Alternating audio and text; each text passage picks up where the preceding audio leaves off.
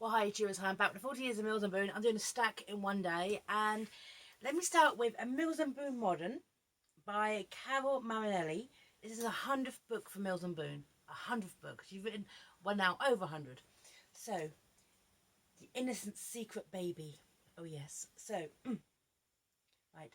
A ruthless billionaire, an innocent in peril, a 9-month consequence. When the Sicilian tycoon Raul de Silva meets Lydia Haywood, it's not only her cool elegance he desires, Christian Lydia will also deny his lifelong rival's bid for her body. Desperate to escape being sold to a stranger, Lydia turns to Raoul. He only promises one night, but his expert touch awakens her to pleasure she cannot resist. Discovering she's a pawn in Raoul's game of revenge. Here you go. Lydia leaves, but then she realizes an unexpected consequence will bind her to Raoul forever. Right, okay. So Lydia is in Italy. Lydia is in Italy with her stepfather and her mother. And it turns out that Lydia's stepfather is an absolute ogre who essentially wants to sell her off or give her away to an associate of his or business. You know, they can have a good fun time together. And she absolutely refuses and walks out. And here she goes. And this bit here. This bit here, okay, is Raoul. Raoul's finding out, okay, about Lydia and who her stepfather's connection is with this, okay? Right, and this is twisted, okay? This. Battistino Conti. At 17, Battistino was a full year younger than Raoul. The families were rivals. Bastiano's uncle owned most of the properties and all of the vineyards on the west of the valley. Raoul's father was king of the east. The rivalry went back generations, and yet their black history had been ignored by the young boys, and growing up, the two had been friends. They had grown through school together and often spent time with each other during the long summer breaks. Before Raoul left the valley, he and Bastina had sat drinking wine from the opposing family's vines. Both wines were terrible, they had agreed. Okay, now the reason why they hate each other, why this friendship turned into a rivalry, and I hate this, okay? Basically, Raoul's mother, okay, I'm going to spoil this. Raoul's mother was seducing Bastino. That's how it's happened. And then she died, okay? And essentially, Raoul blazed Bastino for this. However, he was a teenager at the time. He was 17, yeah, at the time, okay? So Raoul basically hates Bastino for basically causing his mother's death because his mother's like a Madonna. Can we just sort of fact, okay, that Mama was a rapist? She seduced a teenager. Yeah, that's totally glossed over. It's not even mentioned, okay? Basically, Bastino's the bad guy in this because he was sleeping with Raoul's mother. However, Raoul's mother was seducing a teenager and she died. And it's apparently Bastino's fault. It's not. But that's never mentioned, not even glossed over. Okay, but yeah, Raoul's mum was a rapist. If I could say that on YouTube, but she was a rapist and now she's dead. Okay, right. Okay. So, right, this bit here. This is at the funeral, okay? Your mother wanted is from Bastino, but did not let him finish, for Bastino had already sullied her enough to silence him. I will slam his fist into Bastino's face. He felt the enamel of Bastino's tooth pierce his knuckle. That's the last thing he felt. So yeah, so basically he beats up this guy at his mum's funeral who basically he beat up the victim. Okay, right. So, chapter 2, very long. And now I meet Lydia. Here we go. Here we go. And Rome again, the city of love. Okay, was Rome the city of love? Wrapped in a towel and down from a shower, Lydia Hayward lay on a bed in a hotel suite and considered the irony. Guess she may be in Rome meeting tonight with a very eligible man, but nothing to do with love. Then practical matters need to be addressed. Or hadn't been said outright, of course. Her mother hadn't sat her down one evening and explained that without the vast, practically bottomless pit of money as man could provide, they would lose everything. Everything being the castle they lived in, which was a family business. And Valerie had never said that Lydia had to sleep with the man she and her stepfather were meeting tonight. Of course she hadn't. Valerie had, however, inquired whether Lydia was on the pill. Don't want to ruin your holiday. Oh yeah, basically her parents sent her to the highest bidder, okay, which is Bastino. And I don't really see much Bastino thinks about this. He just, whatever, okay. But the thing is, when Raoul finds out about this and about Lydia. He basically thinks, well, I'm going to take Lydia for myself. I'm going to seduce Lydia. Okay? I'm going to wine her and dine her and seduce her and take her precious sacred. You know, we can guess. Oh, yeah. Right. So, and of course Lydia, okay, who wears drab clothes, okay? She wears red. Oh yeah, she wears red. Okay. Lydia wanted to be back in the cocoon, but she was a very unwilling butterfly indeed. But she did buy that lipstick, and on the way back to the hotel, she stopped at the boutique and bought the red dress. And then she bought the complex world of sexy shoes.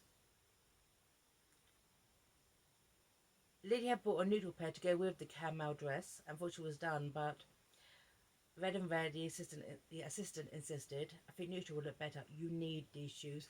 Basically, she's met Raoul and he's talking to her and seducing her, and then she basically buys a pair of fuck me heels. Okay, she does that. So they meet, and this is where it gets really dark. Okay, and when Lydia refuses to kowtow to her stepfather, who's such a bastard, he actually hits her. Domestic violence is not great, okay, and basically Lydia just walks out, and kudos to her for that. She takes none of that. Verbal abuse, okay, but physical, for they're both terrible. Back to Lydia for not taking it. She walks out and she walks straight to Raoul, and they have sex, and it's a fantastic sex. And then they find out. Then Lydia finds out why Raoul really desired her, why he wanted her, and of course it all falls apart. Okay, and the thing is, they actually have, yes, cool, okay, sex consequences. 9 months, she falls pregnant. Okay, and Lydia's kind of attitude to Raoul, yeah, he done wrong, but basically Raoul's got that Wickham Madonna whole complex going on inside his head. Okay, she still doesn't tell him that she's pregnant with his baby. It's called the innocent secret baby, but he actually just finds out because it's not stupid to figure it out. Okay, and it's really kind of all over there. It is really all over there.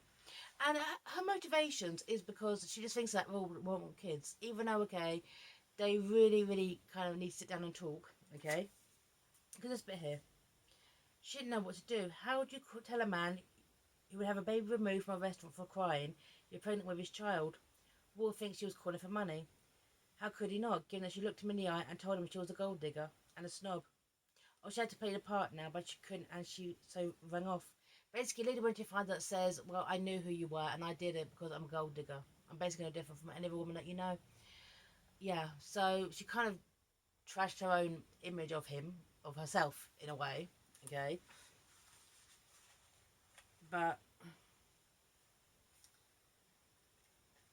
But when Raoul tries to get involved in his child's life, okay, Lydia just starts to dismiss him, saying that you don't like kids. She doesn't really know this guy. They basically had like a fling. But she, of course, okay. You know, she's more worldly now, okay, because she wears red, okay. This bit here, this bit here, okay, is when Lydia gets really jealous, okay, of Allegra, his assistant, okay. You know, like, you with Allegra? It's like, well, no, she's actually my PA, but no, okay. Lydia, Allegra is very happily married. He was annoyingly patient in his explanation. In fact, I've already told you that. If you really think she's making bedroom eyes at me and we're still at it, and that's your issue, but we're not. I don't like cheats, and I can bring it back to business. It is a baby.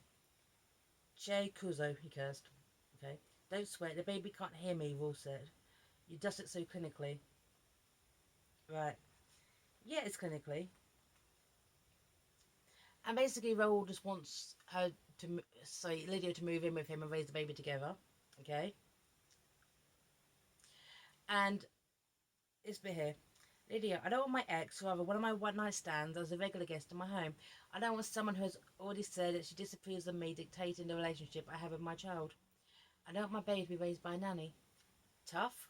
Well, sure, do you really see me getting up tonight to feed it? And it pulled her face. No, she could not see it.